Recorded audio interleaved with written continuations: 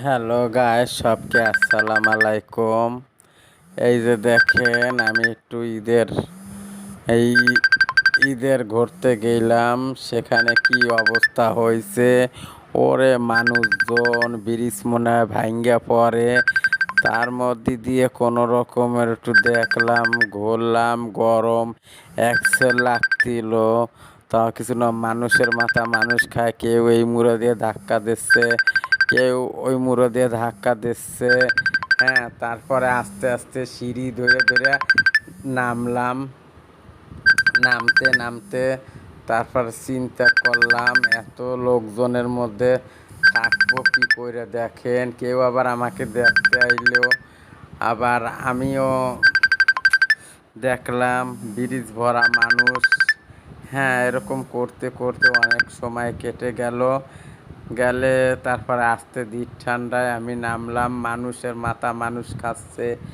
হ্যাঁ, বুঝতে পারতেছি না কি দিয়ে কি করব। এত মানুষ!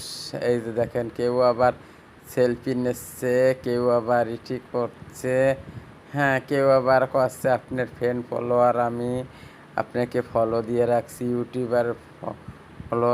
তা কেউর সাথে কোনো কথা বেশি একটা না বাড়াইয়া আমি চারিদিকে ঘুরে ফুরে দেখছিলাম কি দিয়ে কি করা যায়। হ্যাঁ, তারপরে আসতে যখন ফাঁক হইলো, একটু ফাঁকা জায়গা গেলাম। এই যে দেখেন, এইখানে একটু ফাঁকা জায়গা ছিল, সেখানে একটু গেলাম কষ্ট করে।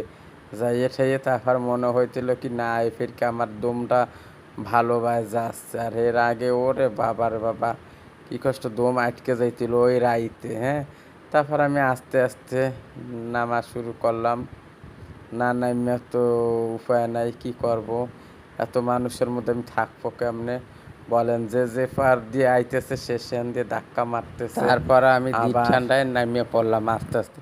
এই দেখেন, আমি নামতেছি। যে বাবা, আমার ঘোরা হয়ে গেছে, কি করব বলেন।